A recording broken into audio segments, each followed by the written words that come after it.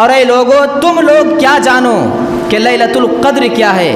لیلۃ القدر خیر من الف شہر، لیلۃ القدر 1000 مہینوں سے بہتر ہے۔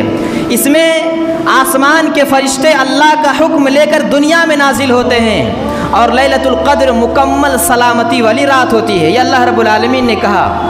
اب دیکھنے میں سننے میں یہی لگ رہا ہے کہ لیلۃ القدر 1000 مہینوں سے بہتر ہے۔ اب اس سے ہمیں کیا سمجھ میں آ رہی ہے؟